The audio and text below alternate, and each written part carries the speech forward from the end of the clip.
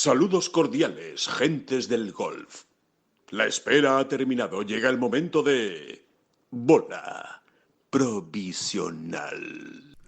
Pues bola provisional que uno se encuentra ahí en agosto y que dice, bueno, habrá mucho, habrá poco, pues estén atentos, porque les vamos a contar cosas muy interesantes sobre el calendario de 2024 del DP World Tour, cosas que no se saben, cosas que hasta ahora no han sido publicadas y que realmente van a suponer una pequeña revolución en el calendario del circuito europeo porque va a ser muy diferente el año que viene. Y le vamos a contar con detalles concretos. Y además vamos a comentar algunas cosas muy interesantes que dijo Jon Rahm en su charla, en su comparecencia, en su larga comparecencia, en su larga charla con los compañeros de Golf Sin Etiquetas, con Gonzalo Fernández Castaño y Alex Larrazábal en el pasado lunes, cosas que han sido muy interesantes y que le vamos a intentar sacar puntas en esta bola provisional.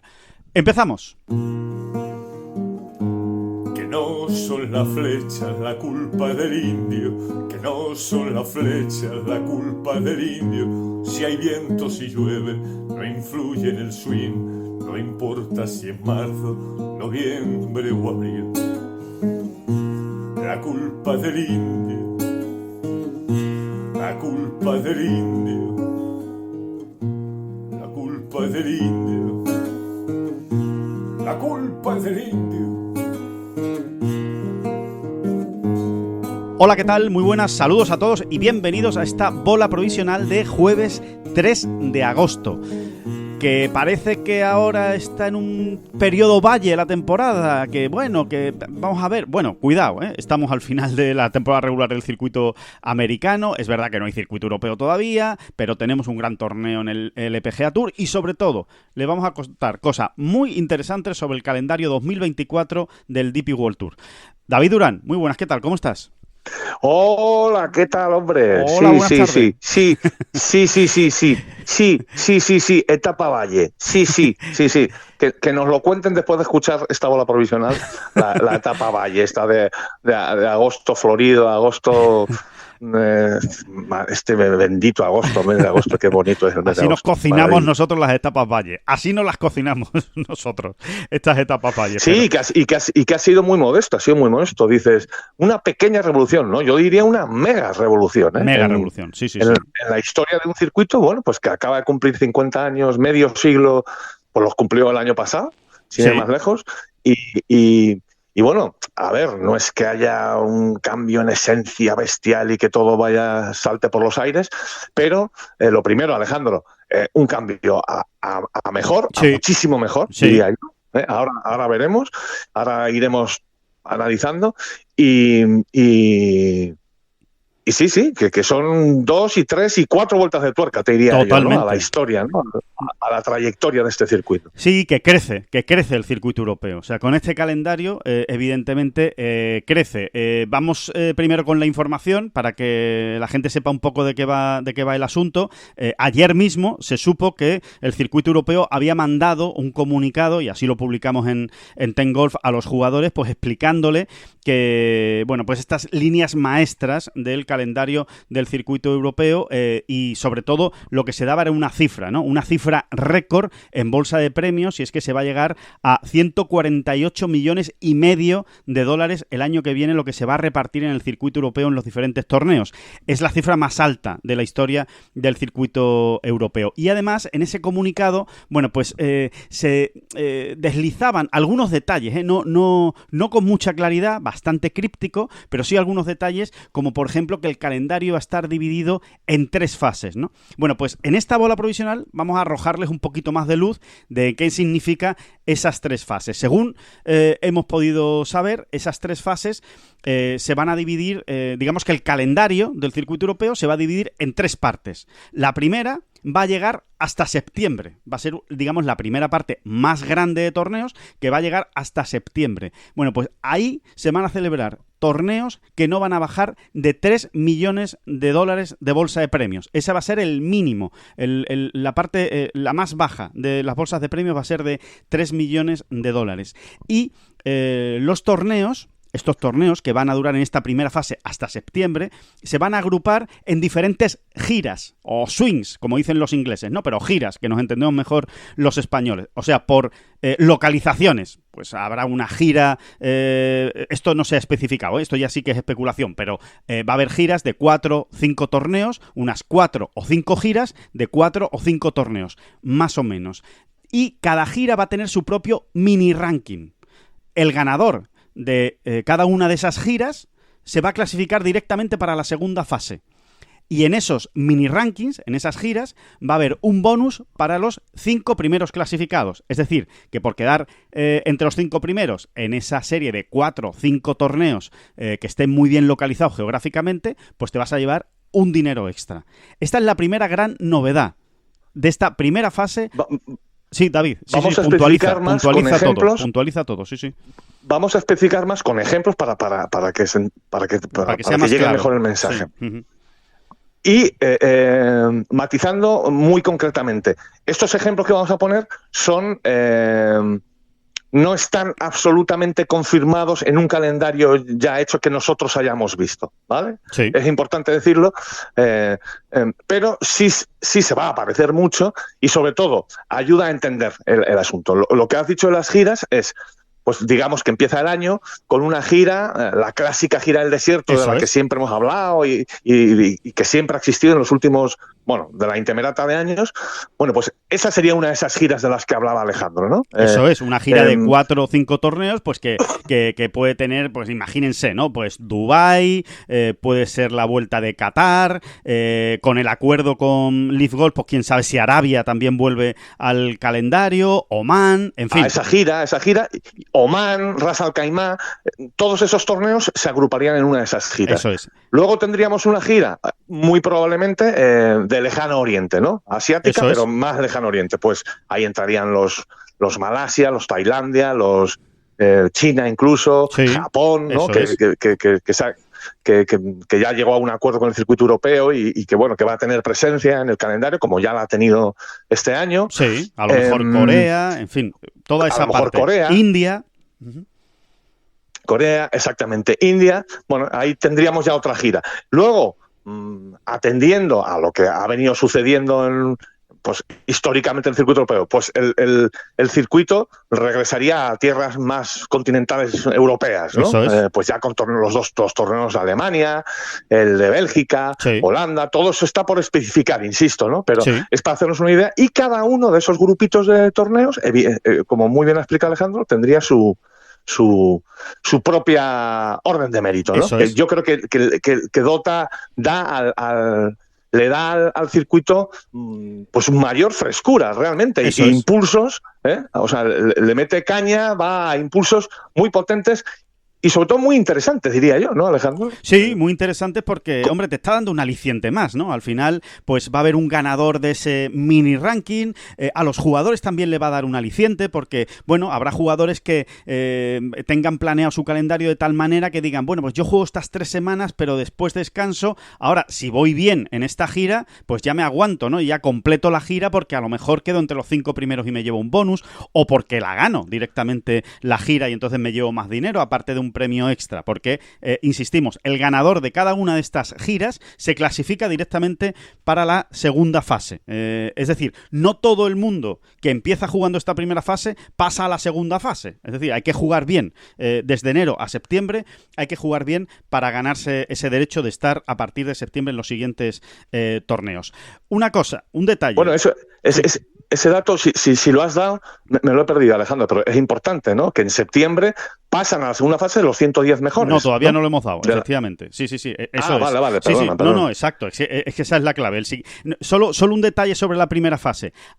Nos habrán oído, a David y a mí, hablar de esa primera gira del desierto, que puede haber un torneo en Dubái, puede haber en Qatar, y seguro que muchos oyentes habrán dicho, y Abu Dhabi, ¿no? Que Abu Dhabi está todos los años. No, Abu Dhabi luego le contamos, pero hay una grandísima novedad respecto a Abu Dhabi. Bueno, vamos con la segunda fase.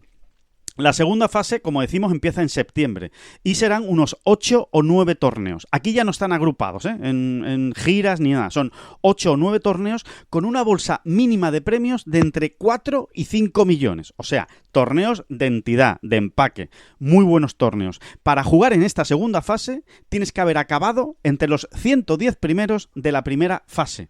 Es decir, tienes que estar entre los 110 primeros de la Race to Dubai cuando acabe la primera fase. O haber ganado una de las giras. Se entiende que si has ganado una de las giras, lo normal es que estés entre los 110 primeros. Pero bueno, podría haber algún caso de alguien que gane la primera gira del año y a lo mejor no vuelva a jugar en el circuito europeo porque tenga tarjeta del circuito americano, por ejemplo, ¿no? Bueno, pues esos son los que se clasifican. Los 110 primeros de la Race to Dubai, después de la primera fase, cuando acaba la primera fase, más los ganadores de las giras.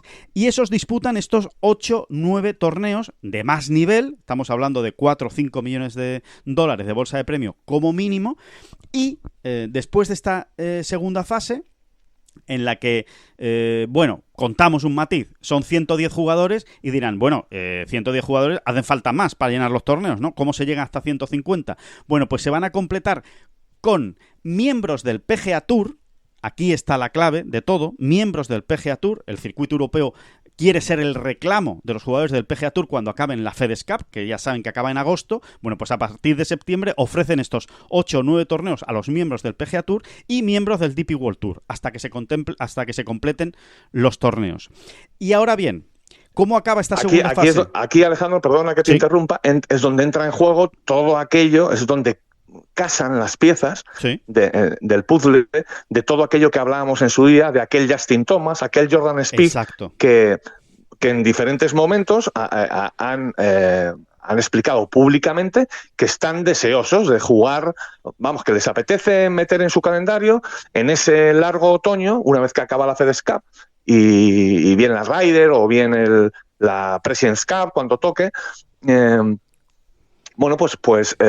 meter en su calendario torneos, pues por ejemplo el circuito europeo, ¿no? Así de claro lo dijeron algunos de ellos, y no han sido los únicos, ¿no? Yo creo que Tony Finau también habló en su momento de algo parecido, y otros jugadores que ya lo estaban haciendo, por ejemplo Billy Horschel, etcétera. Veremos qué pasa con Patrick Reed y el tema del Leaf y demás, pero bueno, pues Patrick Reed también ha sido... Morikawa también, exactamente, ¿no? O sea, es que podemos tener grandes alicientes ahí, ¿no? En ese... ese otoño maravilloso del que también hemos venido dando a puntitos, ¿no? Que todo apuntaba a ello, ¿no? A un otoño muy interesante. Muy potente, muy interesante, ¿no? En el circuito europeo. Donde el circuito europeo seguramente, o por lo menos esa es la intención, pues va a reclamar la atención del golf mundial. Va a ser el primer circuito del mundo en ese momento, ¿no? En el otoño. Y ahí es muy importante porque, claro, ahí entra a día de hoy, no sabemos el calendario todavía de manera concreta dónde van cada torneo, pero por lo que evidentemente entendemos, ahí va Irlanda, ahí va Wentworth y, mucha atención, ahí va el Open de España. Es decir, el Open de España es como crecería. Les hablábamos, ¿no? De que la idea es que el Open de España tuviera una bolsa mínima de premios de 5 millones de dólares. Bueno, pues todo cuadra con esta estructura de calendario. Entraría en esta segunda fase el Open de España y seguramente pues veríamos a muy buenos jugadores en el Open de España, aparte de todo lo del circuito europeo, pues alguno del PGA Tour. Y ahora, para terminar, una vez acabe la segunda fase, o sea, cuando se dispute el último torneo de esta segunda fase, los 70 mejores jugadores de la Race to Dubai, es decir, lo que ocurre ahora mismo con el Nedbank Challenge, que es una especie de un playoff que se juega en el circuito europeo, bueno, pues los 70 mejores de la Race to Dubai disputan una especie de semifinal, vamos a llamarle playoff, vamos a llamarle, no sé, torneo premio o premium, como quieran llamarle, en Abu Dhabi. Por eso no les decíamos que en Abu Dhabi va a haber torneo a principio de año, porque se cambia de fecha. Abu Dhabi pasa a final de año. Pasa a ser una especie de playoff justo antes de Dubái. Los 70 mejores juegan en Abu Dhabi y los 50 mejores después de Abu Dhabi se clasifican para la final de Dubái. Así es. Sí, de alguna manera se asemeja a los playoffs de la FedEx, con muchísimas diferencias. Sí.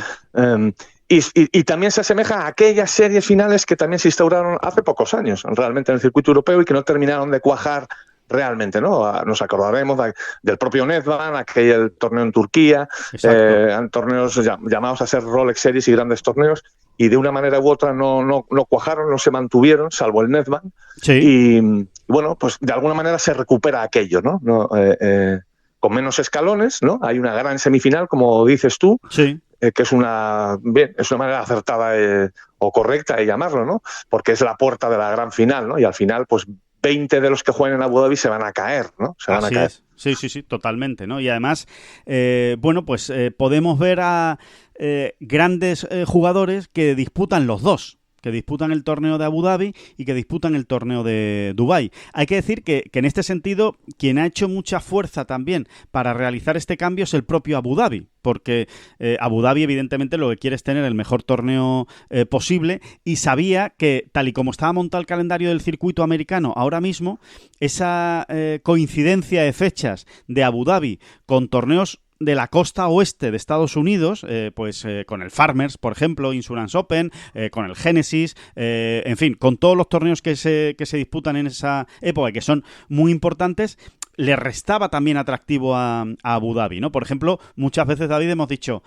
¿veremos alguna vez a Jon Rahm jugando en Abu Dhabi o la gira del desierto? Pues realmente es difícil, porque claro, le gusta tanto los torneos en la costa oeste, le va tan bien en la costa oeste, que parece difícil ver a Jon Rahm en Abu Dhabi. Bueno, pues ahora, con esta estructura de calendario, es muy posible que veamos el año que viene a Jon Rahm jugando en Abu Dhabi y después la final de Dubái, si la temporada va bien. Sí, hay que pensar que la gira de la costa oeste del PGA Tour a la que te refieres, pues son eso, American Express, que John lo ha ganado 2 veces, el Farmers, ¿para qué hablar del Farmers? Phoenix y Genesis, ¿no? En Riviera, ¿no? Claro. Es, bueno, pues una gran competencia, pensando en Jon Rahm, ¿no? Sí. A mí me gustaría aportar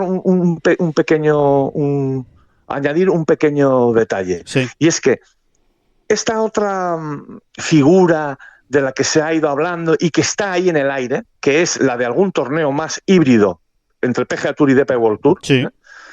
Ahora mismo tenemos el Scottish Open fundamentalmente, Sí. y luego estos dos menores que son, siempre se me olvida el nombre de uno, el Barracuda y Barbasol. Son muy parecidos. Barbasol y Barracuda, efectivamente. Exactamente, ¿no? Bueno, pues en este otoño maravilloso del que hablamos, ese es su lugar, ¿no? Para algún otro que pueda llegar a darse, ¿no? Pues mira, se ha hablado de ese sueño, veremos si imposible o no, de que en el País Vasco se acoja un torneo híbrido en un momento dado. Sí. También Madrid apuesta por ello. Se ha hablado también en su día del Open de Francia como un torneo que podría llegar a ser híbrido y que también se supone va a estar situado en el otoño. En fin, hay posibilidades. Eso sí, absoluta. Yo creo que para 2024 ninguna chance al respecto. Sí. Pero bueno, en un futuro quizá no tan lejano, ¿no? Quizá para 2025 cristalice, ¿no? Alguna de esos proyectos, algunas de esas ideas que andan ahí y que realmente andan ahí. Sí, que están encima de la mesa y que se está trabajando sobre ello para intentar que cristalicen y que se hagan realidad, y que desde luego pues sería una gran noticia, ¿no? Especialmente si se llegaran a concretar esos torneos en España, ¿no?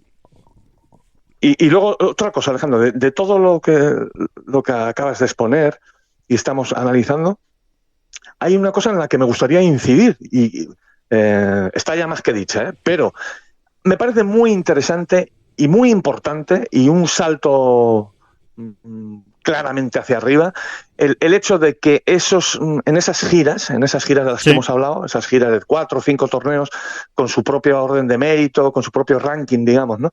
El bonus, ¿no? El bonus, porque es un bonus en metálico, hay que decirlo, por si no había quedado claro. Es un bonus en metálico. De dinero. Pasta. Parné, puridero, el taco, gansa. Al bolsillo. Sí. Bueno, yo creo que es un aliciente más que potente, ¿no? Más que potente, pues para todos los jugadores del circuito europeo, ¿no? Totalmente. No, sería ridículo, Alejandro, ponernos ahora a hacer disquisiciones aquí sin saber, ¿no? De cuál es la cantidad de ese bonus. A especular con el dinero del bonus, porque evidentemente no se sabe. Pero bueno, que seguramente será lo suficientemente atractivo para que realmente merezca la pena, obviamente, ganar ese ranking, ¿no? O estar entre los 5 mejores de ese ranking. Exactamente, ¿no? Y bueno, creo que es un... Va a ser muy interesante porque, a ver, primero, David, yo creo que a bote pronto, aunque el calendario todavía no lo tenemos en la mano, pero tal y como está distribuido y por lo que nos han contado, va a haber menos torneos. Va a haber menos torneos en total en el circuito europeo, que esa era una de las de las ideas fundamentales que se venían trabajando en el circuito europeo desde hace ya más de un año, más de 2 y más de 3, que era la reducción de torneos. No haber tantas semanas que casi eran de relleno, ¿no? Las semanas de relleno esta que al final no la jugaba casi nadie, ¿no? Porque hay que decir que entre gira y gira va a haber como 2 o 3 semanas sin torneo, un par de semanas por lo menos sin torneo. Esa es la idea, generar una gira, establecer un descanso, generar otra gira, establecer un descanso, otra gira, descanso, de manera que los jugadores, incluso algunos, se planteen la posibilidad de jugar todas las giras completas, porque tiene su descanso entre gira y gira, que será de 1 o será de 2 semanas, pero va a haber descanso entre las giras, ¿no? Con lo cual, creo que en ese sentido, pues te estás garantizando que los patrocinadores, en este caso, los que ponen el dinero, los que ponen la pasta, esos 3 millones mínimo de dólares, que ya es un dinero, cuidado, que ya es un crecimiento importante en el circuito europeo, pues tengan una gran participación, tengan pues seguramente pues a los mejores jugadores del circuito europeo, ¿no? Que no se lo esté perdiendo casi nadie, ¿no? Exactamente, ¿no? Yo creo que el dibujo queda muy bien. Hay que recordar que el circuito europeo de alguna manera tenía ese lastre, bueno, no es un lastre tampoco, ¿no? Pero ese compromiso adquirido por el tema de las televisiones. O sea, había que organizar torneos tantas semanas al año, y tantas eran muchas, porque eran 40 y pico, ¿no? De alguna manera, ¿qué se ha hecho? Bueno, pues se han introducido una serie de alicientes que de alguna manera compensen a las televisiones también, ¿no? Claro. Es decir, vas a tener menos torneos en tu parrilla, porque va a haber menos, pero a cambio, pues se ha estudiado. Yo entiendo que se ha estudiado muy bien. Van a ser mejores. Sí. Van a ser mejores. Claro. No vas a tener semanas, ¿no? Vas a tener semanas, por decirlo de alguna manera, absurditas, que no sirven para nada, ¿no? Que muchas veces en el circuito europeo, ¿no? Pasa, ¿no? Que te encuentras un torneo que dice, bueno, y esta semana sí, el que gana, claro, al que gana le cambia la vida, pero el resto como que tampoco importa mucho, ¿no? Pero ahora no, ahora es que cada semana y que importa. televisivamente, informativamente, a la hora para realizar, ¿no? Un torneo de estos, estoy hablando desde el punto de vista televisivo. Sí. Bueno, pues tiene muchos alicientes, ¿no? El hecho de que haya un ranking da mucho juego y se supone que mejorará las audiencias. Eso solo lo podemos suponer, ¿no? Seguro, pero que al final es lo que les interesa a las televisiones, ¿no? Crear más interés, o sea, que se cree un mayor interés y eso desemboque en mayores audiencias, ¿no? Claro. Está muy claro. Está muy claro. Sí, entonces, bueno, como ven, es una gran revolución. Se lo estamos contando aquí en esta bola provisional, en qué consiste esa revolución, esas 3 fases, una primera fase hasta septiembre, se clasifican los 110 mejores, una segunda fase con 8 o 9 torneos potentes y una tercera fase de 2 torneos, una semifinal que es Abu Dhabi con los 70 mejores y una final que es Dubái con los 50 mejores. A mí, por ejemplo, esos 2 últimos torneos, Abu Dhabi y Dubái, me parecen muy atractivos, pensando en los grandes jugadores del PGA Tour, que al fin y al cabo también es lo que... Exactamente.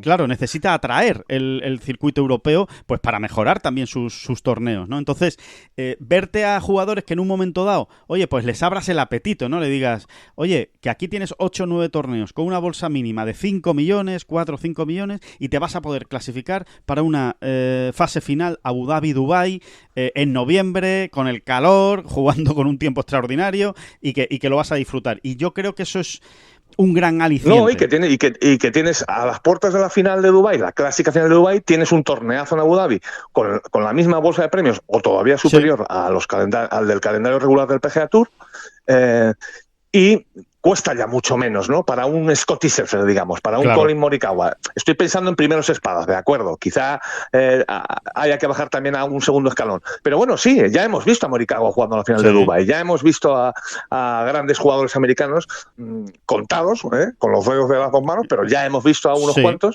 Y claro, eso lo ampliarías a un torneo más, que no es ninguna tontería, ¿no? O sea, que tener a primeros espadas, en vez de solo en la final de Dubái, tenerlo la semana antes también en Abu Dhabi, bueno, pues ya le estás dando una entidad muy potente, ¿no? Muy potente a ese final de temporada tuyo. Y en general todo el circuito, claro. Es que es prestigio ganado, ¿no? Sí, yo creo que es más divertido, que es más entretenido, que va a atraer más al público y sobre todo le da una vuelta a un calendario que hacía mucho tiempo que era demasiados años siendo igual. Entonces creo que le da una modernidad al calendario del circuito europeo que le va a venir muy bien y que le hacía falta, desde luego. Hay como en todo, David. Sí. Aplausos, perdona, Alejandro, aplausos para el circuito europeo. Sí. Lo han hecho muy bien. O de entrada nos parece un producto muy atractivo y todo empieza por ahí, ¿no? Es que si de entrada ya lo ves todo negro, ya me dirás, ¿no? Claro. Todo empieza por ahí. Y aplausos también, hay que decirlo, ¿no? Para la unión de PWR Tour, PGA Tour, porque todo esto también viene como producto de aquello. Totalmente. O sea, esto es indudable, ¿no? Esto es indudable. Es una consecuencia, efectivamente, de ese acuerdo, ¿no? De esa unión con el PGA Tour. El circuito europeo, con lo que le estamos contando, es mucho mejor que en toda su historia. Con esos torneos, simplemente con lo que le estamos contando, en cuanto a reparto de premios, en cuanto a objetivos, en cuanto a tarjetas para irte al PGA Tour, en definitiva, es un, como le gusta decir ahora a los rectores del golf, a los Monahan y compañía, es un ecosistema mucho mejor, mucho más bonito, mucho más atractivo, que reparte más dinero. Esa es la realidad de lo que se espera el año que viene en el circuito europeo y por eso, oye, hay que felicitarse. Te quería decir, David, que como todo tiene sus opinadores a favor y también siempre hay gente que opina en contra, solo decir que hay algunos jugadores, pues digamos vamos a decir de la clase media del circuito europeo, pues que a bote pronto, digamos, en cuanto han conocido el proyecto, pues la primera reacción ha sido la de bueno, y yo que he mantenido la tarjeta del circuito europeo de un año para otro, cuando llega la segunda fase, esos buenos torneos, ¿no? Esos torneos de 5 millones y tal, ¿me puedo quedar fuera si no lo he hecho bien en los primeros 9 meses de la temporada? Y sí, te puedes quedar fuera. Entonces, hay alguno que no lo entiende bien, porque dice, hombre, yo es que me he ganado el derecho también a jugar en Wentworth, a jugar en Irlanda, en jugar esos torneos. Ya, pero es que yo vuelvo a lo de siempre, David. Aquí es que somos muy pesados con ese tema, pero creo que hay que darle mucha importancia. Es que al final esto se trata de competir. Y tienes 9 meses para meterte entre los 110 mejores. Que esto no está reservado para 10, ni para 8, ni para 12. Primero, Alejandro, antes de nada, a bote pronto, antes de nada, son 110, ¿eh? Claro. Te quiero decir que es que la tarjeta la salvas, bueno, ha variado según los años, pero 115, 120, o sea que la diferencia no es tanta. Exacto. Entre el esfuerzo, digamos, o los puntos, o los méritos que había que acumular para mantener los derechos de juego, no hay tanta diferencia con lo que ahora hay que Totalmente. hacer para meterse en esa segunda fase. Eso para empezar. O sea, que te quiero decir que el corte no es una cosa súper exigente, es lo de la FedEx Cup este año, que se pasa de 125 a 70. Sí, ahí te has limpiado los playoffs de la FedEx Cup. Sí. Los playoffs de la FedEx Cup sí que les van a escocer a muchos, mucho, porque eso es que la diferencia es de 55 plazas. Sí, que es muy serio. Que eso ya es asunto importante. Sí, totalmente. No es cualquier cosa, ¿no? Sí, totalmente.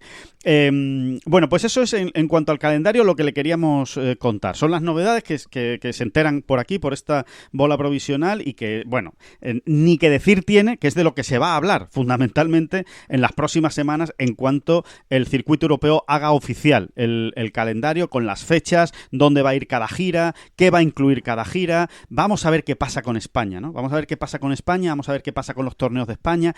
Sabemos que el Open de España, en teoría, se va a quedar donde está, en octubre, y con un gran torneo, pero vamos a ver qué ocurre, por ejemplo, con Sotogrande, con el Estrella Damm Andalucía Masters de Sotogrande, si se queda donde está y sube también de nivel, o si a lo mejor sale a otra parte del calendario y se incluye en otro momento del año. En fin, va a ser muy interesante terminar de perfilar dónde va a ir cada hueco. Pero en ese sentido, David... Mira, sí. Alejandro, ya que has sacado el nombre del torneo de Sotogrande, Sí. nos sirve perfectamente para enlazar con la comparecencia de Jon Rahm en Golf Sin Etiquetas. Eso es. Esta misma semana.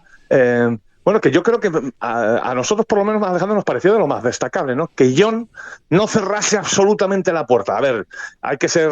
en esa comparecencia no cerró la puerta, ¿no? No la cerró. Se le preguntó no la cerró. muy claro. No, que no la cerró, efectivamente. Perdón, sí, no te había entendido. No la cerró. A ver, hay que ser francos y hay que ser honestos y hay que ser, sobre todo, objetivos y realistas. Lo pintó mal. Lo pintó mal, ¿no? Porque bueno, pues porque ahora mismo yo te diría que no está en su calendario. O sea, está clarísimo. Está más claro que el agua. Pero dejó ahí alguna coletilla, ¿no? Dijo, mira, alguna vez dije que no iba a ir a Valderrama y acabé yendo, alguna vez he dicho que no y acabó siendo sí. Bueno, pues a eso hay que agarrarse porque además creo que es verdad. Creo que ahora mismo Jon es no, pero que el propio Jon dice, bueno, vamos a ver cómo me encuentro, por ejemplo, ¿no? Después de jugar la Ryder. Va a depender mucho. Jon en ese sentido ha desarrollado un feeling al que hace cada vez más caso. Es cómo estoy de acogotado, ¿no? Totalmente. De cansado. Ya no es un tema físico, lo hemos explicado mil veces, ya no en el caso de Jon, sino en otros muchos, ¿no? Ya no es un tema físico, es un tema de que te acabas embotado, ¿no? Y de tanta presión, y ya vemos lo que tiene Jon ahora por delante. Pues tiene ni más ni menos el objetivo de ganar la FedEx Cup, primer español que la ganaría en la historia, tiene la Ryder Cup, ni más ni menos, pero es que también va a estar en Wentworth, donde tiene unas ganas locas de ganar, ya queda 2 veces segundo, y luego el Open de España, que a Jon le desgasta mucho. Porque lo quiere ganar, ganar. Sí, Jon no viene a España de paseo. Creo que ha quedado suficientemente demostrado, pero creo que sí. Creo que el muchachito lo demuestra. Mira, todos da los la sensación de que con alguna gana de ganar viene. Con alguna gana de ganar viene, sí. Vamos, y si no que le pregunten al resto. De ganar, de agradar, de sacar la pisonadora, de eso tiene ganas Jon, ¿no? De decir, mira, me habéis estado viendo por la tele, me habéis estado siguiendo, os lo agradezco mucho y además ahora os lo quiero demostrar, ¿no? Ante vuestras propias narices, ¿no? Que sí, que soy un jugador que sale a ganar y que a comérselo todo, ¿no? Y bueno, efectivamente ya lo ha demostrado, ¿no? Y también todo eso va provocando un desgaste, lo vimos en Valderrama un año, recuerdo perfectamente, que es que Jon no daba más de sí. Dice, si es, y él nos contaba, ¿te acuerdas, Alejandro, una charla que tuvimos con él muy, muy cortita? Dice que si no es un tema físico, o sea, yo te voy a decir que no es que me levante derrumbado, no es que me duela la espalda, ni no es un dolor físico, es que mi cabeza no me da y entonces te acabas despistando en las vueltas, no vas con el nivel de concentración adecuado y pasa lo que pasa. Los errores te pesan más, en fin, sí, y se te acaba escapando. Pero si Jon, y él lo sabe, él guarda esa cartita ahí, ¿no? A mí, viendo su comparecencia en Golf Sin Etiquetas, sí me dejó esa pequeñita sensación, ese pequeño resquicio de que se guarda esa carta de decir, veremos cómo me encuentro, ¿no? Y ya hablaremos, ¿no? Sí, porque es que hay una cosa que yo creo que de verdad hay que valorar mucho de Jon, David, y que demuestra además el tipo de campeón que es. Que él, si va a jugar a Sotogrande, es porque se ve con todas las armas a punto para ganar. Quiero decir, él no va a ir a pasearse, él no va a ir a darse un baño de multitudes, falla el corte, firma 7 autógrafos y me voy. No, porque a él es que le duele en el alma cada vez que falla un corte o cada vez que hace una mala vuelta de golf. Es que esa es la realidad de Jon. Entonces, como él... Esa es la gran realidad. Claro. Esa es la gran realidad, porque si uno lo piensa bien, dice, mira, Jon, ya estás en España. ¿Qué te cuesta bajarte con tu familia al sur, pasar una semana tranquila? Pues te diré, lo estoy exagerando un poco, ¿no? Pero casi de vacaciones, y encima, pues homenaje a la gente le da exactamente igual si pasas el corte, si haces 70 como haces 75, van a estar allí, nadie te pide nada. Ya, pero es que él no es así y además, ole. Es que es por él, todos, que es por todos él. muy contentos de que John no sea así. Hombre, o sea, claro. Es así, porque eso es lo que luego le lleva a ganar X torneos en 2 meses, le lleva a haber ganado ya 2 grandes, etcétera, etcétera. Así que lo queremos así. John, no vaya a cambiar ahora. No, por favor. Que no, no, lo va por a hacer, favor, que no lo va a hacer. No, porque le van los genes y no puede hacerlo él de otra manera. David, por cierto, de esa comparecencia que tengo que decirlo, oye, me encantó John, me encantó John, cómo estuvo, cómo amable, afable, tranquilo, relajado, encantador. La verdad es que estuvo excepcional John. También nos quedamos con una cosa muy interesante. Dijo muchas cosas, pero es verdad que dijo una cosa muy interesante sobre el proceso de formación de los jugadores cuando pasan de jugadores amateur a jugadores profesionales en España, ¿no? Porque, de hecho, le preguntaron una cosa muy concreta, muy interesante, Gonzalo, creo que fue una pregunta muy interesante de Gonzalo Fernández Castaño, que le dice, John, ¿tú crees que si te hubieras quedado en España y no hubieras sido Arizona State, habrías llegado a donde estás ahora mismo? Y John hizo un silencio, lo pensó bien y dijo, pues mira, yo creo que sí, pero más tarde. Me habría costado más llegar, ¿no? Es decir, sí, hubiera llegado, creo que a mi nivel, al nivel que tengo ahora mismo, pero hubiera tardado más. Que me parece muy interesante esa reflexión. Y a ese hilo va el que dice John que quizá la federación debería hacer algo más para que los jugadores amateurs que más vayan destacando en España jueguen en los mejores torneos de Estados Unidos y de Europa. Hablamos, por supuesto, de los que no se van a Estados Unidos. Los que se van a Estados Unidos a jugar a las universidades, ahí no hay tutía. Es que juegan todos los días pues con los mejores, ¿no? Cada semana juegan con los mejores amateurs del mundo que están en Estados Unidos, o la gran mayoría de los mejores. Pero los que se quedan en España, que los lleven a jugar los grandes torneos del verano, ¿no? Por ejemplo, pues el Western Open, el Western Amateur, perdón, que se está jugando esta semana, ¿no? Sí, el Western, y que está jugando Javier Barcos y Ayora, ¿no? Están ahí. Exacto. Ángel Ayora, que de hecho ha pasado el primer corte, ¿no? Así es. Sí, yo creo que es un mensaje enviado con mucho cariño, mucho talante, y de la mejor manera a la federación, ¿no? Es decir, se han mejorado cosas, por supuesto, pero se puede mejorar más. Y está hablando a alguien que digamos, lo ha vivido, no a través de él, por supuesto, y de todos sus compañeros de generación, claro, ¿no? Y otro, al final John todavía es un muchacho de 28 años, cumplirá 29 en noviembre. Sí, sí. Un morrosco, ¿no? Habría que decir un morrosco de 28 años. Un morrosco de 28, bueno, por supuesto. Sí, y creo que la federación debe recoger el apunte. John además más o menos especificó que ya lo había comentado, ¿no? En su día, pues a quien correspondiera, ¿no? Pues algún cargo de la federación o lo que sea, ¿no? Y yo creo que ese guante hay que recogerlo, porque es verdad. Sobre todo porque es verdad. Al final, John, ¿de qué está hablando? John lo que dice es, están muy bien los torneos que juegas en España, amateurs, algunos que juegan, bueno, pues el calendario normal de un amateur bueno, ¿no? En España.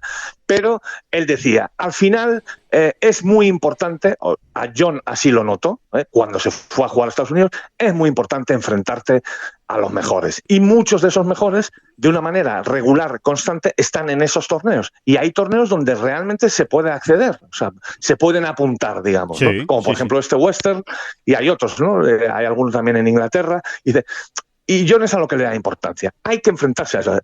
Ya hemos recordado, porque en estas fricadas nos encantan en Tengol, cómo en diferentes momentos, por diferentes cuestiones, pues hemos repasado a veces bueno, pues algunos torneos que John ganó y jugó como amateur en las ligas universitarias americanas, y qué rivales tenía, ¿no? Y entonces te encuentras que está compitiendo allí ya con un tal Scottie Scheffler, con un tal Collin Morikawa, y otros muchos jugadores que luego han demostrado ser lo que son, ¿no? Claro. No, estás compitiendo con los mejores de tu generación. Porque son los mejores de tu generación. O sea, con los que estás con 20 años en Estados Unidos son los mejores de tu generación, que van a ser los mejores profesionales. Habrá alguno que de repente se vuelva loco y que como amateur pues no brillaba mucho, tal, no se le veía demasiado y de repente explote. Pero no es lo normal. Lo normal es que los grandes amateurs después se conviertan en grandes profesionales. Entonces es importante que ese salto se note menos. Exactamente, y hay torneos de mucho prestigio allí. Pues este Western Amateur, por ejemplo, data de 1899, su primera edición. Casi nada, ¿no? Hay muchos torneos allí de gran prestigio histórico que esos grandes jugadores van a jugarlos también y donde se pueden apuntar, digamos, ¿no? Claro. Bueno, pues que la federación canalice todo eso, ayude, ¿no? Que ayude. Si hay que pagar el viaje, pues se paga el viaje. En fin, eso ya es intendencia que tampoco nos toca a nosotros, ¿no? Pero sí que es muy importante. Es muy importante para que después, cuando te haces profesional... Y aparte, Alejandro, perdona. Sí. Y aparte, Alejandro, te digo que esto va a ir a más. Es decir, cruzar el charco es importante. También habrá alguno en Inglaterra, ¿no? Pero cruzar el charco es importante porque esto va a ir a más. Desde el momento, quiero decir, que ya los mejores universitarios acceden directamente al PGA Tour. Claro, totalmente. Es que si ya había algún jugador europeo o australiano que todavía tenía dudas en ir a estudiar allí, que estaba todavía en la duda, ya se lo van a pensar mucho menos porque es que realmente una gran carrera universitaria allí es que te mete del tirón en el PGA Tour. Claro, hay que ser muy, muy bueno, pero ahí está esa vía, que antes no estaba, ¿no? Sí. Bueno, hemos tenido esto va a ir a más. David, hemos tenido el ejemplo este año, perdona que te corte, pero este año es que hemos tenido el ejemplo directo de Aberg, el sueco. Por supuesto. Fíjate el ejemplo, o sea, es un sueco, no es un americano. Y es un sueco que ha quedado primero en el PGA Tour University y tiene la tarjeta del circuito americano. Es que... Exactamente, ¿no? Si alguien antes estaba en duda, ahora se lo va a pensar un poquito menos, ¿no? Porque tiene esa otra vía. Así que si antes ya estaban, la mayoría de los mejores amateurs ya estaban allí, con más razón va a haber más todavía a partir de ya, ¿no? Sí, totalmente. Así que, bueno, pues ese digamos que era más que nada un consejo, ¿no? O una idea, ¿no? Que lanzaba John y que realmente, pues, es muy interesante, ¿no? Y por eso la queríamos destacar. David, otra de las noticias de esta semana, la noticia yo creo que principal, sobre todo en Estados Unidos, ¿no? Es lo que se le ha dado más bombo porque es que lo tiene. La entrada de Tiger Woods al consejo director o a la junta directiva, ¿no? Del PGA Tour. Es decir, hasta ahora el PGA Tour tenía 5 jugadores que formaban parte de esa junta directiva. Ahora van a ser 6 y el sexto es Tiger Woods, que además se ha ofrecido él a los jugadores, les ha dicho, oye, ¿a vosotros os parece bien que planteemos esto al PGA Tour? Que yo les diga que quiero entrar en representación vuestra y ser una voz más de los jugadores en el Consejo de Administración del PGA Tour. Y todos dijeron, ¿tú qué crees, Tiger? Si nos parece bien o mal. Evidentemente todos aplaudieron la posibilidad y Tiger ha entrado en esa junta directiva para básicamente fiscalizar, porque realmente lo que van a hacer los jugadores es fiscalizar todas estas negociaciones, estos acuerdos, estas conversaciones que se están teniendo con el Fondo Soberano Saudí para ver cómo queda el PGA Tour y cómo queda el golf mundial. Y sinceramente, a mí, desde mi punto de vista, igual soy un poco cateto, pero creo que a día de hoy no hay mejor figura para fiscalizar todo eso y estar con 4 ojos puestos que la de Tiger Woods. Sí, ya no por sus capacidades en ese sentido, sí, porque que no las conocemos del todo, ¿no? O sea, no sé qué capacidades tiene Tiger sentado en una mesa, ¿vale? Sí. Pero sí es el peso. No es lo mismo que Tiger diga una cosa que la diga Patrick Cantlay, por ejemplo, ¿no? Sentado en un comité, ¿no? En un comité no, en una reunión de dirección, ¿eh? No es lo mismo, ¿no? No Primero porque no se escucha de la misma manera y porque además a Tiger siempre va a tener más apoyo, ¿no? O sea, bueno, el famoso lo que diga Tiger va a misa. Bueno, pues un poquito eso, sí, ¿no? Que primero que Tiger ya ha demostrado un talante distinto en los últimos años y lo que él ponga sobre esa mesa será lo que piense la mayoría, ¿no? O lo que piensen sobre todo los grandes jugadores, que esa es otra, pero es así, ¿no? Sí. Así es el deporte también, ¿no? Claro. Yo creo que es una gran maniobra, ¿qué quieres que te diga, no? Sí. Y supongo que el hecho de que el PGA Tour, y entendemos que el Fondo Soberano Saudí lo haya aceptado, deja muy tranquilos o deja más tranquilos a bueno, pues a las grandes estrellas para empezar. Claro. Y en general creo que a todos los jugadores del PGA Tour, ¿no? Sí. Creo que los deja más tranquilos tener mayor representación y de semejante peso, ¿no? También hablaba Jon Rahm en esa comparecencia a la que hemos hecho referencia, Sí. de precisamente de eso, ¿no? De que ahora el marcador se había puesto a cero en el sentido de la confianza que él tenía en los rectores del PGA Tour. Sí, bueno, sí. pues el marcador se había puesto a cero y textualmente dijo Jon, se la tiene que volver a ganar, ¿no? Bueno, pues este es un gran paso, ¿no?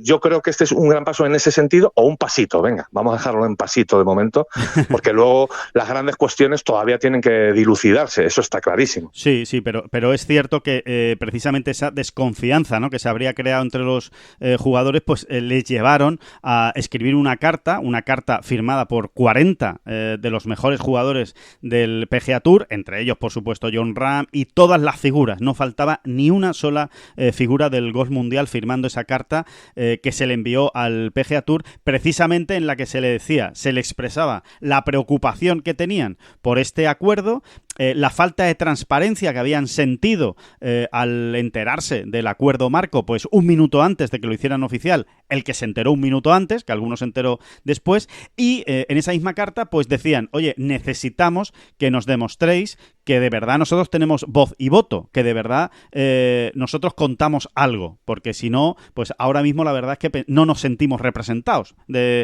por vosotros. Y entre las peticiones que hacían eran la inclusión de Tiger Woods y también la inclusión dentro de todo este proceso de negociador de Colin Melville, que es un asesor de los jugadores. Es un hombre que le decimos el nombre, el de Colin Melville, porque van a escuchar hablar de él en las próximas semanas y en los próximos meses, seguro que mucho. Es el asesor de los jugadores que va a fiscalizar también pues todas las conversaciones. Es un hombre de la banca, es un hombre muy reputado en Estados Unidos, un asesor financiero. A ver, Alejandro, hablando en plata, será el hombre que recoja toda la información y se la cuente en cristiano a los jugadores. Exacto, ¿no? Muy bien.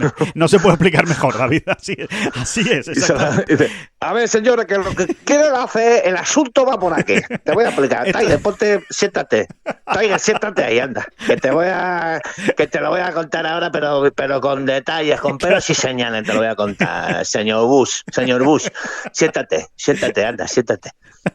Y entonces él, pues efectivamente, en lo más fácil que pueda, pues le contará. Él lo hará con otro acento, que para eso se apellida Melville, pero más o menos, para entendernos, ¿no? Para entendernos. Por ahí.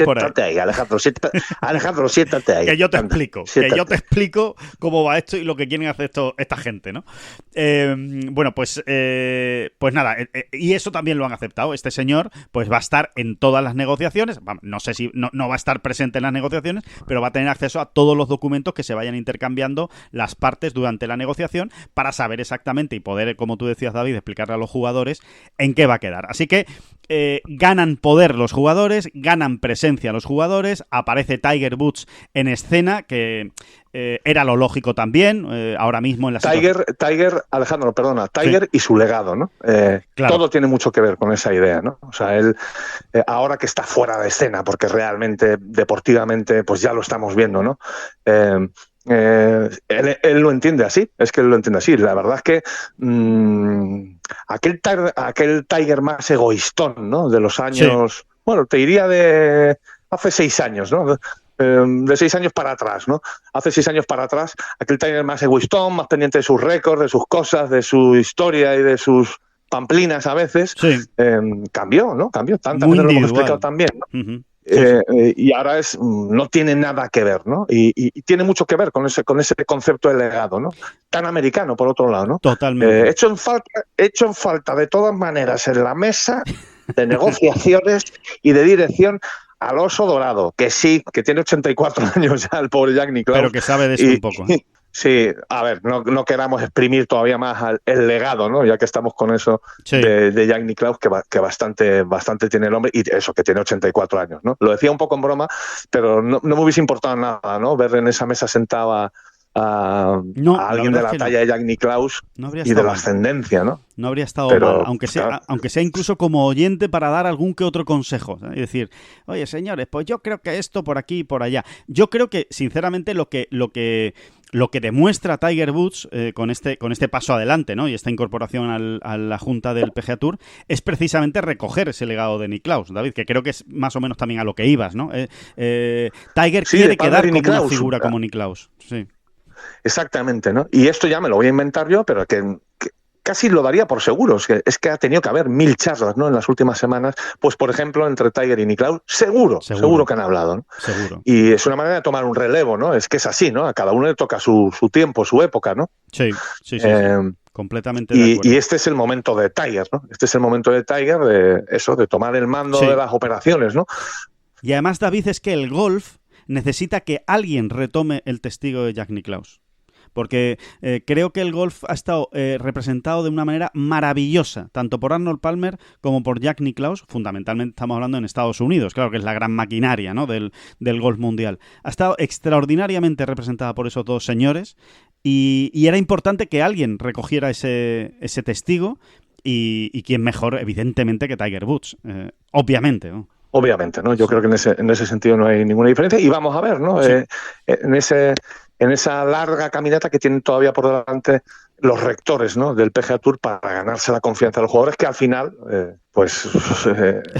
son la parte ya no interesada, sino vital de todo esto. El meollo, son el meollo, ¿no? de la cuestión. Y hay una cosa, por cierto, un matiz, David, porque también lo hemos hablado aquí alguna vez en esta bola provisional, que me ha parecido muy interesante de las declaraciones de Tiger, ¿no? Del comunicado que hizo Tiger y las reacciones que ha habido, sobre todo Justin Thomas. Adam Scott ha hablado del tema, ¿no? Y Adam Scott, que suele ser un tío con bastante sentido común también, ¿no? Cuando habla de estos asuntos. Y decía Adam Scott, a ver, que quede clara una cosa, que los jugadores no queremos dirigir esto, porque no sabemos. Nosotros, de lo que sabemos es de jugar al golf, y de jugar al golf lo mejor posible. Ahora, lo que sí al menos queremos es que se escuche nuestra opinión, o que nos pregunten, o que nos planteen las cosas, y digan, oye, mira, pues podemos tirar por aquí, podemos tirar por allá, podemos tirar por acullá. ¿A vosotros qué os parece mejor? Y que por lo menos sintamos que se nos escucha, pero que nadie entienda que es que los jugadores que debemos dirigir el PGA Tour, porque nosotros no estamos preparados para eso. Y me parece que es interesante ese apunte, ¿no? de Adam Scott, ¿no? Lo digo por lo de... Porque parecía... Sí, porque además parecía que se había llegado a ese punto. Sí. Con aquella famosa reunión en Delaware hace ahora justo un año, parecía que se había llegado a ese punto donde realmente los jugadores ya tenían voz y voto incluso, ¿no? Sí. Y luego ocurre todo lo que ocurre, ¿no? Con esas negociaciones secretísimas y a todos nos cuadra la versión de que se llevó tan en secreto para que no hubiese filtraciones, siendo unas negociaciones tan delicadas y demás, pero no termina de colar, del todo. No. O sea, es decir, sí, pues puede haber filtraciones, pero hay unos compromisos adquiridos, aunque no sean firmados, ¿no? Con los jugadores, ¿no? Y tenían que haberlo sabido, realmente, ¿no? Sí, tenían que haberlo sabido. Sí, sin ninguna duda. Sí, es así. Se lo tendrían que haber explicado y haber escuchado su opinión. Oye, ¿estáis de acuerdo o no estáis de acuerdo? Lo vamos a hacer, pero nos gusta saber si estáis de acuerdo o no estáis de acuerdo. Pues mira, no estamos de acuerdo. O sí, estamos de acuerdo por cómo me lo estás contando. Pero claro, recibir una explicación previa, no a posteriori, ¿no? Y yo creo que en eso sí se ha dado cuenta, evidentemente, Monahan en este caso, ¿no? Jay Monahan y el PGA Tour, que se han equivocado. Y bueno, y esto es una manera también de dar marcha atrás, ¿no? Darle más sitio a los jugadores, más presencia y más importancia en todo este proceso de negociación, que al final es el importante, ¿eh? El proceso de negociación importante es el que se está llevando a cabo ahora. El acuerdo marco no dejó de ser un principio de intenciones de vamos a sentarnos a negociar y ya está, pero ahora es lo importante y ahora es donde los jugadores pues parece que van a tener más peso, ¿no? Bueno, dicho esto, David, esta semana en cuanto a torneos tenemos el Wyndham Championship, que evidentemente es la antesala de los playoffs, pero conviene recordar, ya que estamos a puntito de entrar en los playoffs, esos números de Jon Rahm absolutamente increíbles que publicabas esta semana, que escribías esta semana, a principios de semana, sobre su extraordinario papel en los playoffs. Vamos, Racing Corona titulabas y desde luego es que los números son abrumadores. Sí, Racing Corona porque no ha ganado la FedEx Cup. Claro. No hay tutía, ¿no? O sea, el cetro ya lo cogerá bien fuerte cuando realmente se proclame ganador. Pero luego hay unos números detrás, debajo, al norte, al sur, al este o al este, por donde queramos mirar, donde John demuestra que, una vez más, claro, qué tontería, ¿no? Pero claro, estamos hablando de los playoffs finales de la FedEx Cup, demuestra una vez más qué tipo de Panzer es, ¿no? qué tipo de bestia parda, de jugadores, ¿no? Sí. De bestia parda, ¿no? Porque John, desde que entró en los playoffs por primera vez, no ha dejado de jugar ninguno, ¿no? Recordemos que antes, cuando había 4 playoffs finales, perdón, sí, cuando había 4 playoffs finales, a algunos jugadores les salían las cuentas para descansar perderse en alguno, uno, ¿no? Se podían perder alguno y no pasaba nada, ¿no? Uh-huh. Efectivamente, si llegabas muy bien clasificado, como es el caso de John este año, por ejemplo, y de casi todos los años, pues en un momento dado voy a decir, pues mira, voy a descansar en el segundo playoff o en el primero y ya juego el tirón, ¿no? Porque 4 como que se hacía cuesta arriba, ¿no? Hubo jugadores que tomaron excepción. John nunca. John en 2017 entra por primera vez en los playoffs en su carrera y los ha jugado todos desde entonces, todos, los 20 que ha habido. Los 20 torneos de playoff que ha habido desde entonces los ha jugado, ¿no? Sí. Eso para empezar a hablar, ¿no? Que son muy pocos, que se dice pronto, es que son muy poquitos los jugadores. Claro, lo miramos desde el prisma John Ram, en la era John Ram de los playoffs, ¿no? Para hacer la comparación, ¿no? Para ver cómo ha salido de bien parado o de mal parado John Ram. En este caso, absolutamente bien parado, porque es el número 1 prácticamente en todo, ¿no? Es el que mejor acumulado respecto al par tiene en estas 6 temporadas.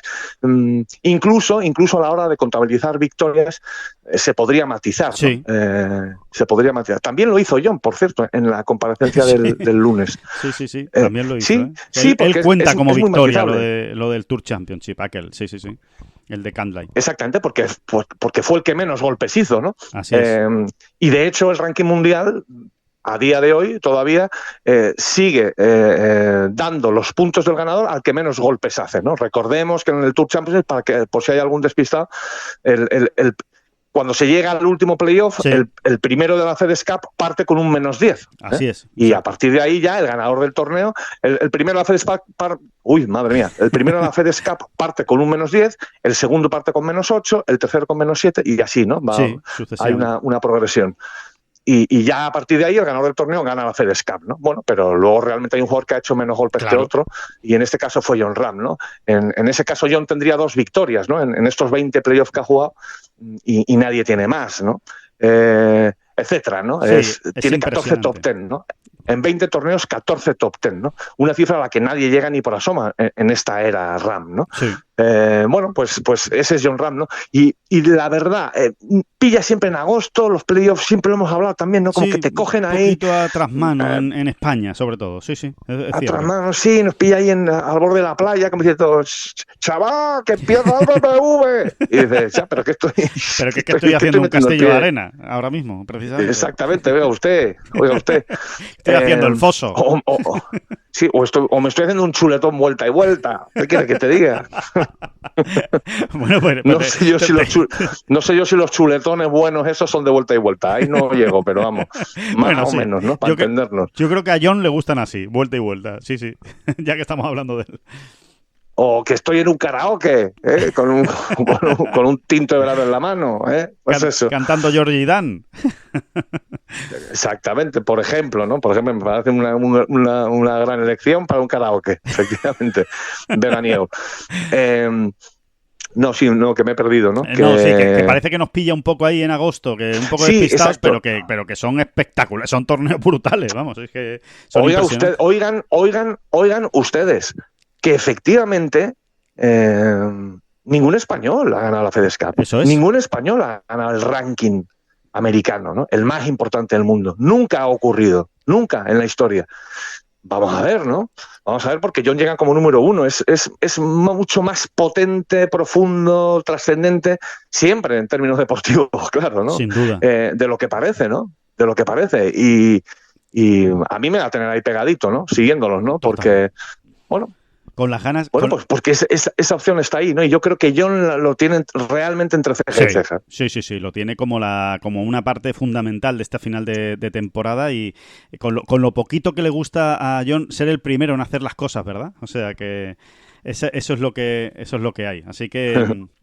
bueno, pues nada, que estaremos muy pendientes. Eso, lo dicho, que el Wyndham Championship se juega esta esta semana, que ahí se la están jugando pues Justin Thomas, Billy Horschel, Adam Scott, Shane Lowry, jugadores de máximo nivel que no están metidos todavía entre esos 70 mejores, y que después tenemos también esta semana el Scottish Open femenino. Cuidado con el tiempo que viene picante, con viento y con lluvia. Allí tenemos a Ana Peláez y a Carmen Alonso, y que estaremos muy pendientes pues de todos los torneos que haya esta semana, incluso ese Western Amateur donde está Ángela Llora, a ver si pasa también el segundo corte. Vaya torneo durito el Western Amateur, y en definitiva, pues con todo lo que vaya ocurriendo y sucediendo en el golf mundial, que se lo iremos contando en Ten Golf, y que poco más, que a disfrutar del fin de semana.